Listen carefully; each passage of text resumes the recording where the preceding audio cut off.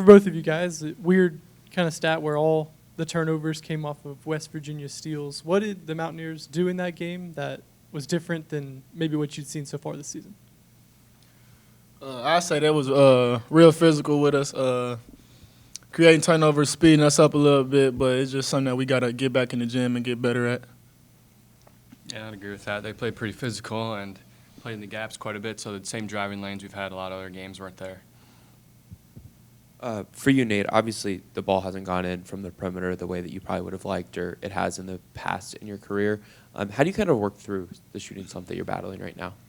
Just talking to people, and they all have confidence in me, so continuing to shoot with confidence, and I think it'll turn around. What's kind of their message to you as you've kind of... Keep shooting it, because as I said, played 4 years and pretty consistent through those 4 years, so it's bound to turn here. And then Keshon, TJ talked so much about like the daily habits that you guys have, and he spoke about how those take maybe an extra emphasis, or those are even more important coming off of a loss. How have you guys, maybe in the days returning from West Virginia, emphasized those things and just kind of getting back to level? I say it start with just forgetting what happened down there. At the end of the day, we in a real good basketball conference. You're going to lose a game. Like, everybody want to go undefeated, but the reality is it's not going to happen. So bouncing back, forgetting about the game, and just coming back to practice knowing that we got a chance to bounce back with this next game, and getting better and fixing the little things that we got to get better at. Keshon, TJ talked about the ball maybe sticking a little bit, or you guys over-dribbling. What does it take to just keep the ball moving, get multiple guys different touches? Just moving the ball. I don't know how to answer that, just moving the ball.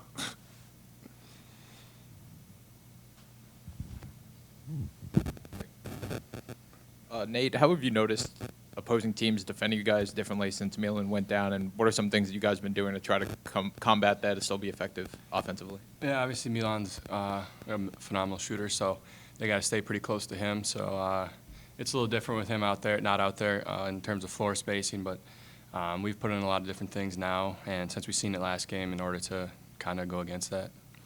And Keshon, not a great feeling, but how was it having West Virginia storm the court on you guys, and what was the mood like at practice after that, coming back with a quick turnaround? Obviously, nobody want the court stormed on them, so we didn't even really see it. We walked out before it happened, but the mood in practice today, it was just, we got a chance to bounce back. So like I said, we done forgot about the West Virginia game. It is what it is. It happened. We know we got to get better at, so we just focus on what we're going to get better at.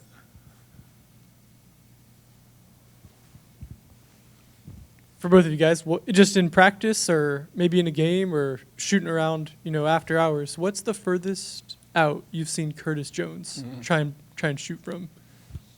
Where y'all see him in a game, he shoot from wherever, for real.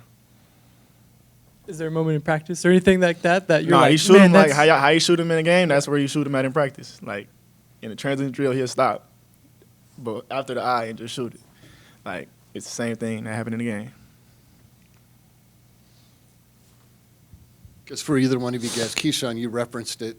People sometimes, it seems like, forget that the other team's trying to win a game. And I think Kurt said after the game you can't win them all. And obviously that's true. You're 15-1. Maybe people think you can win them all.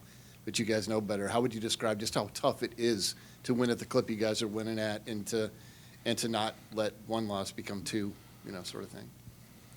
I say it's tough, but I feel like we are built for it. Obviously, we're a real good team, top 5 in the nation. So just knowing that everybody going to come out with something to prove, everybody going to come out with their best punch. So just being prepared for that every night in and night out is real big for us. That's we talk about that a lot.